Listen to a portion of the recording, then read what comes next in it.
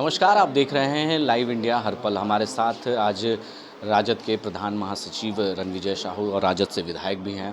आज हम बात करेंगे जिसकी जितनी हिस्सेदारी की बात आप कर रहे हैं, किसकी हिस्सेदारी की बात कर रहे हैं? जिसकी जितनी आबादी उसकी उतनी हिस्सेदारी, लोहिया जी ने कहा था। और आज हम अति पिछड़ा संघर्ष मोर्चा की प्लेटफॉर्म से बिहार के माननीय मुख्यमंत्री जी, बिहार के माननीय उप मुख्यमंत्री जी को बहुत बहुत बधाई और साधुवाद देना चाहते हैं कि देश के इकलौते ऐसा राज्य है बिहार राज्य, जो माननीय मुख्यमंत्री जी ने जाति जनगणना कराने का साहसिक कदम उठाया। इससे तमाम ऐसे वंचित समाज के लोग हैं जो समाज के मुख्य धारा से दूर, सामाजिक स्तर पर, शैक्षणिक स्तर पर या राजनीतिक स्तर पर, उनमें एक खुशी की लहर है कि जो हम बोलते थे कि हमारी संख्या इतनी है, हमारी हकमारी हो रही, वो अब कंप्यूटर के आंकड़ों में दिखेगा, कागज़ पर दिखेगा और इससे उनको अधिकार प्राप्त होगा, मिलेगा। तो इस मंच के माध्यम से, इस मोर्चे के माध्यम से जो 18% का आरक्षण का प्रावधान है बिहार में, इसका आकार बढ़ाते हुए 25% की हम मांग करते हैं। और बिहार में जैसे ईबीसी कमीशन है, उसी प्रकार से केंद्र में भी ईबीसी कमीशन गठित हो, स्थापित हो। और जननायक कर्पूरी ठाकुर जो गुदरी के लाल, झोपड़ी के लाल, और उनका सम्मान आज भी अधूरा है।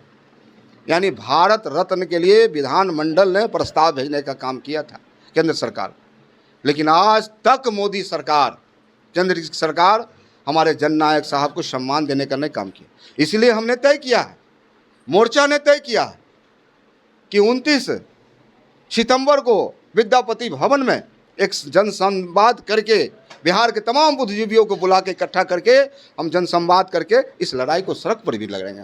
लेकिन बिहार में इन दिनों लग रहा है गठबंधन टूट जाएगा, जिस तरीके से बीजेपी का सॉफ्ट कॉर्नर दिख रहा है। और कल यादवों को गुप्त तरीके से भाजपा ने एक होटल में बैठक की है और यादवों के वोट पर कब्जा किया जा रहा है। तो एक तरफ राजद जो है कहीं ना कहीं यादवों के कब्जे वोटर है, लेकिन भाजपा कहीं ना कहीं यादवों वोटरों पर कब्जा कर रही है। तो कैसे देखते हैं इन दिनों भाजपा और नीतीश कुमार का सॉफ्ट कॉर्नर दिख रहा है जब से G20 से आए हैं, तो इसको लेकर क्या कहेंगे आप? देखिए, भारतीय जनता पार्टी को लोकतंत्र में भरोसा नहीं है, अपने काम में भी भरोसा नहीं है। यह पार्टी का बुनियाद रहा है धर्म।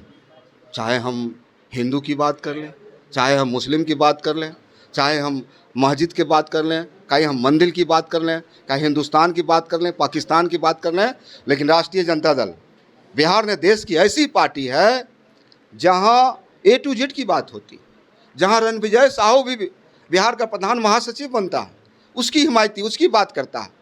तो हम समझते हैं भारतीय जनता पार्टी लगातार उन्माद में विश्वास करती है, समृद्धता फैलाने में विश्वास करती है। और राष्ट्रीय जनता दल जिसका बुनियाद है बाबा साहब के विचारों से, जयप्रकाश जी के विचारों से, जननायक साहब के विचारों से चलने वाली पार्टी। क्या लगता है इंडिया गठबंधन से भाजपा डर चुकी है, इसलिए यादवों के वोटरों पर कब्जा करने के लिए इस तरह के गुप्त तरीके से बैठक की है? 2024 में कहीं ना कहीं भाजपा डरी हुई है, और जिस तरीके से अभी हाल में ही उनका एक गठबंधन टूट गया AIDM के साथ। अच्छा बताइए आप, भाजपा किन मुद्दों पर जनता के बीच जाएगी? इन्होंने क्या वादे किए थे? इन्होंने महिलाओं से भी वादा किया था कि अच्छे दिन लाएंगे, महंगाई कम करेंगे। अब बताइए गैस सिलेंडर का क्या रेट, क्या महंगाई है। इन्होंने कहा था नौजवानों को हम 2 करोड़ नौकरी देने का काम करेंगे। इन्होंने कहा था किसान को हम आय को दुगुना करेंगे 2022 तक। इन्होंने कहा था गरीबों की पक्का मकान 2022 तक बनाने का काम करो।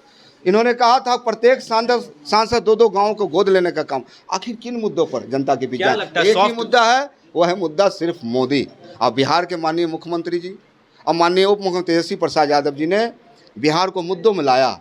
इन्होंने रोजगार की बात की, सुनवाई की बात की, कार्रवाई की बात की। आज हमें गर्व है, खुशी है कि बिहार एक ऐसा प्रांत था जिसका नेतृत्व उप मुख्यमंत्री के तौर पर माननीय तेजस्वी प्रसाद यादव कर रहे हैं। देश में ऐसा कोई नेतृत्व नहीं है, ऐसा किसी में प्रतिभा नहीं है, और वो जो बोलते हैं वह करते हैं। उन्होंने कहा 10 लाख नौजवानों को रोजगार दूंगा, उस रास्ते पर चल चुके हैं। अंतिम सवाल, पशुपति पारस ने भी नीतीश कुमार को आने के लिए स्वागत किया है, कहा कि अगर वो हमारे साथ आएंगे तो हम उनका स्वागत करते हैं। देखिए, आप पशुपति कुमार पारस जी और चिराग पासवान जी, आप जानते हैं इनका घर अपना ही नहीं संभल रहा है, इनका अपना घर ही जल रहा है, तो दूसरे के घर में क्यों शीशा का घर है पत्थर फेंकते हैं भाई? तो आपने सुना राजद के प्रधान महासचिव रणविजय साहू को, और राजद के विधायक भी हैं। ऐसे में उन्होंने कहा कि जिसकी जितनी आबादी उतना ही हिस्सेदारी की बात कर रहे हैं, और आरक्षण जो 18% बिहार सरकार के द्वारा दिया गया है उसे बढ़ाकर अब जो है वो 25% आरक्षण की मांग कर रहे हैं। तो इन मांगों को लेकर आज वो संवाददाता सम्मेलन बुलाए थे, और उन्होंने साफ तौर से वहीं आपको बता दें कि भाजपा की ओर से लगातार जिस तरीके से नीतीश कुमार के लिए सॉफ्ट कॉर्नर दिख रहा है, वो उस बात को लेकर भी उन्होंने कहा कि भाजपा सिर्फ उन्माद फैलाने पर विश्वास करती है, और जाति आधारित हो या धर्म निरपेक्ष की बात करें तो इसको लेकर कहीं ना कहीं भाजपा की ओर उनका इशारा हमले की ओर था, और सीधे तौर पर उन्होंने हमला भी किया। अपने सहयोगी कैमरामैन सरवन राज के साथ बने रहे लाइव इंडिया हर पल के लिए।